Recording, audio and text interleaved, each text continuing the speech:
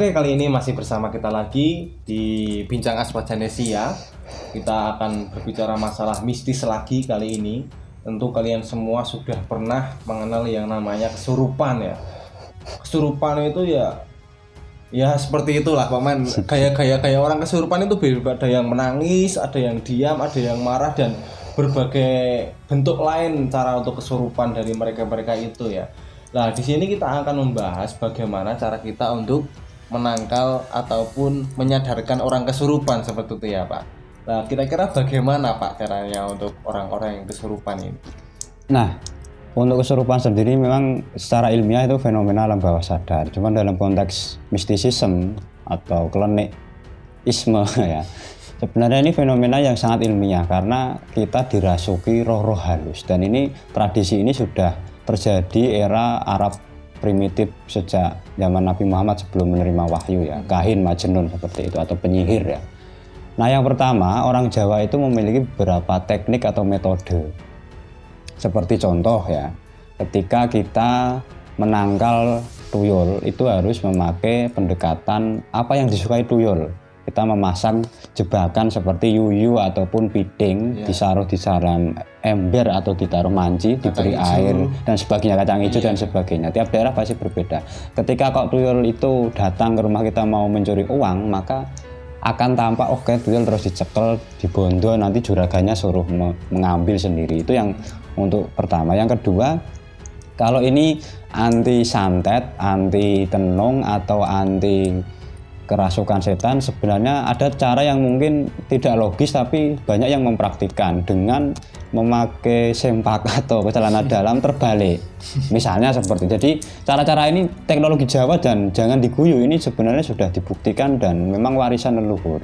Nah, sedangkan cara yang lain memakai raja, jimat dan doa-doa yang tentunya penyatuan antara teknologi batin dengan ayat-ayat suci, dan ini wajib dipercaya karena sudah banyak yang membuktikan. Kalau cara Islam sendiri saya kira dengan menggunakan ruqyah ataupun cara mengusirnya dengan pendekatan membaca ayat suci. Tapi yang kebetulan yang merasuki jin yang hafal Al-Quran kan lucu, ketika kita hanya membaca ayat kursi tapi dia sudah sampai Anas kan, sudah sampai 30 juz kan repot. Tapi anehnya gini Pak, ada yang menggunakan kulhuwai, kulhu diwali ya bahasanya Pak. Ya itu sebenarnya juga pencarian ya, kita juga banyak kiai-kiai yang memberikan ijazah seperti itu dengan berbagai macam pendekatan termasuk pring kuning, bawang merah, bawang putih dan sebagainya. Tapi saya punya pengalaman menarik ketika dulu sering diskusi dengan salah satu dosen BK ya, tapi beliau memiliki keunikannya itu begini.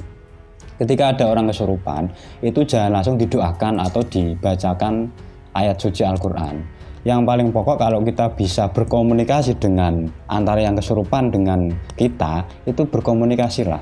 Misalnya, saudara namanya siapa, asalnya dari mana. Ketika mereka menjawab itu kan akan tahu kenapa kok merasuki saudara ini, penyebabnya apa. Nah, mereka akan menjawab.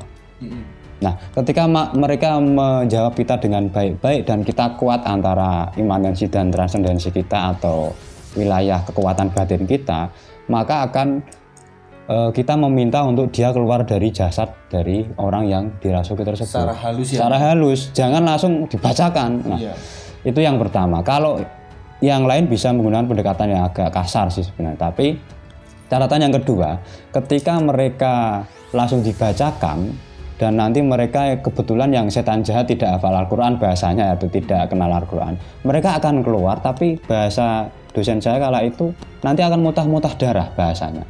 Ketika muntah darah mereka kembali ke tempatnya, suatu saat akan mengganggu lagi, atau bahasa Jawanya nginting-nginting ya, atau bahasanya apa ya?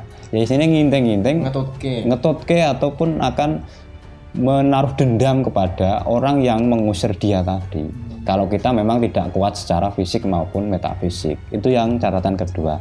Catatan yang ketiga, memang ada beberapa tipe orang kesurupan. Pertama, kesurupan itu setannya marah-marah. Wah, kayak gitu.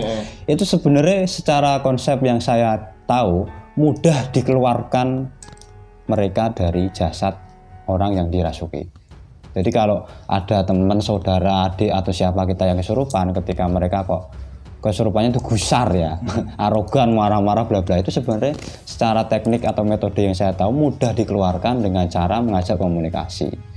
Nah yang kedua, ketika dia disurupi, tetapi yang kesurupan itu matanya hanya melilik atau melotot hitam, merah hitam ya, dan dia lemes atau dijak komunikasi itu susah atau dia diam. Nah itu justru yang susah dikeluarkan.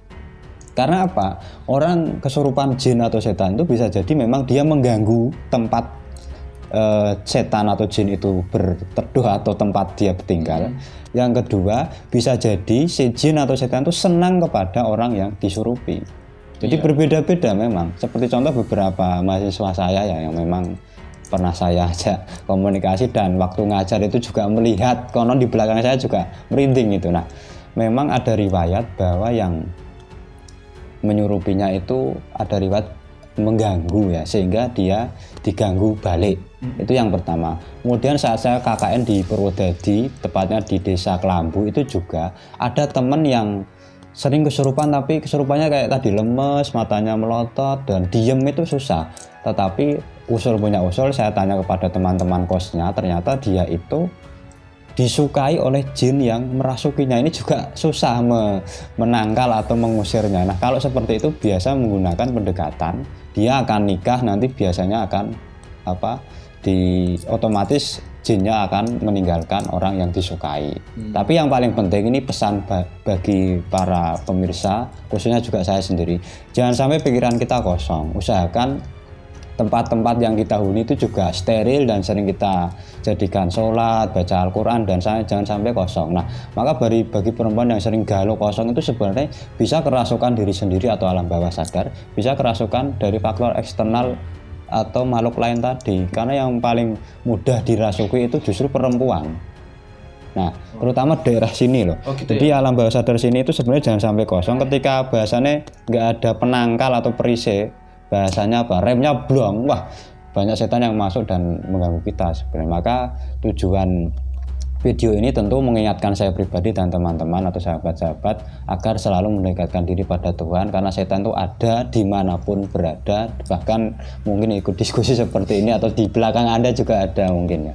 Jadi itu beberapa pengalaman saya dalam rangka berbagi informasi tentang menangkal atau mengajak mereka berkomunikasi agar nggak mengganggu saudara-saudara kita yang tidak bersalah, agar mereka keluar dari keluar dari jasad teman kita. Seperti itu. Oke ya, ini sangat menarik sekali teman-teman untuk masalah mistis ini. Tentunya bagaimana cara menangkal kesurupan, ada berbagai cara tadi yang sudah disampaikan. Dan ini tentang kesurupan ini sangat sering kita lihat ya di daerah masyarakat kita sendiri, ataupun dalam suatu event mungkin ada juga yang kesurupan. Tentu ini menjadi mawas kita diri sendiri, bagaimana kita bisa agar kita sadar diri untuk berusaha sadar agar tidak kerasukan oleh makhluk-makhluk eksternal ataupun dari diri kita sendiri, seperti itu. Nah, sekian mungkin dari pembahasan kita ini. Apabila teman-teman ada pengalaman tentang hal ini, boleh diceritakan di kolom komentar, ataupun ada yang belum paham tentang kesurupan ini bisa ditanyakan. Sekian, Assalamualaikum warahmatullahi wabarakatuh. Waalaikumsalam.